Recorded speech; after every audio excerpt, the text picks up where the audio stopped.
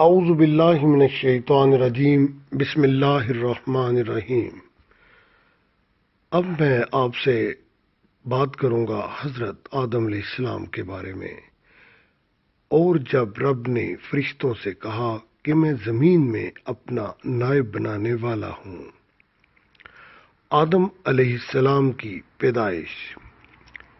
جب اللہ تعالیٰ نے آدم علیہ السلام کو پیدا کرنا چاہا تو حضرت اسرائیل علیہ السلام زمین سے مٹی لینے گئے، جنہوں نے تمام روئے زمین سے مٹھی بھر مٹی لی، کیونکہ مٹی کا رنگ کسی جگہ سرخ، کہیں سفید اور کہیں کالا تھا۔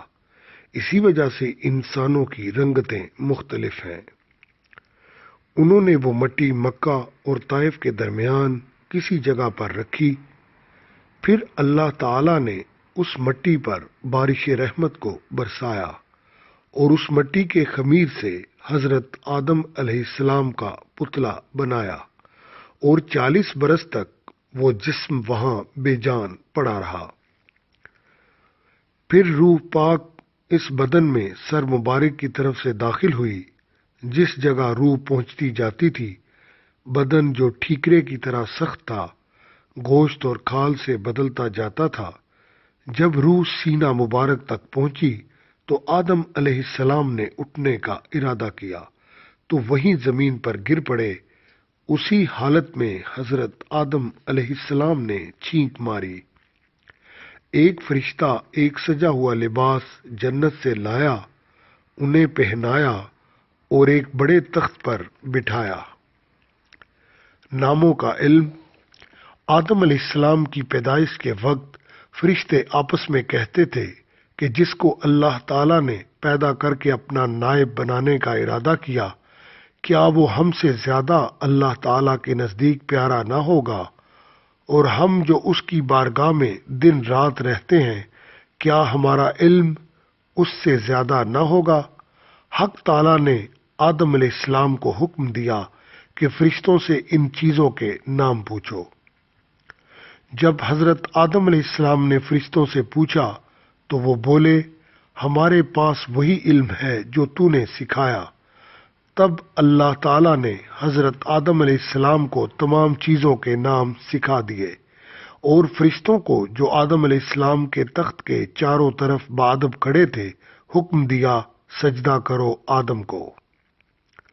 تو سب فرشتوں نے بلا کسی عذر کے حضرت آدم علیہ السلام کو سجدہ کیا۔ ابلیس کا غرور، بڑا پن اور انکار سجدہ۔ مگر ابلیس نے انکار کیا اور بولا، میں آدم سے بہتر ہوں، اس لیے کہ تو نے مجھے آگ سے اور آدم کو مٹی سے پیدا کیا ہے۔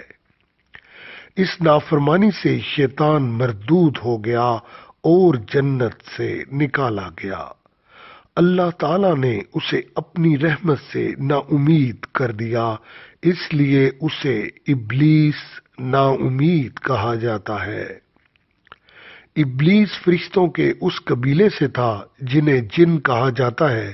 یہ آگ کے شعلوں سے پیدا ہوئے۔ اس کا نام حارث اور جنت کا خزانچی تھا۔ اس قبیلے کے سوا باقی فرشتے سب کے سب نور سے پیدا ہوئے۔ حضرت حوا کی پیدائش۔ حضرت آدم علیہ السلام جنت میں رہنے لگے۔ انہیں ایک دوست اور ساتھی کی خواہش ہوئی، تب حضرت آدم علیہ السلام پر خواب کا غلبہ ہوا۔ اسی خواب میں اللہ تعالیٰ نے آدم علیہ السلام کی بائیں پسلی سے حضرت حوا علیہ السلام کو پیدا کیا۔ جب حضرت آدم علیہ السلام پیدا ہوئے تو دیکھا کہ ایک پاکیزہ عورت ان کے پاس بیٹھی ہے۔ ان کی طبیعت اور صورت مبارک کو دیکھ کر نہایت خوش ہوئے اور پوچھا، تو کون ہے؟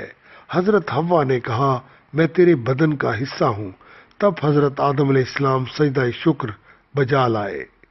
آدم علیہ السلام کا جنت میں قیام۔ اللہ تعالیٰ نے ان کا نکاح اپنے عرش کے اٹھانے والوں کے سامنے کیا۔ ابلیس کو جنت سے نکالے جانے کے بعد حضرت آدم علیہ السلام کو جنت میں جگہ دی گئی۔ دونوں کو حکم ہوا کہ وہ جنت میں رہیں اور اس کے سب میوے کھائیں، لیکن گندم کے درخت کے قریب نہ جانا اور اس سے کچھ نہ کھانا، ایسا درخت جس کے کھانے سے انسانی حاجت محسوس ہوتی ہے، پھر وہ جنت کے لائق نہیں رہتا۔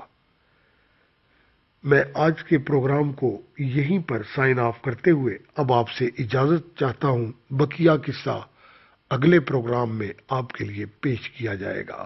اللہ ہم سب کا حامی و ناصر ہو۔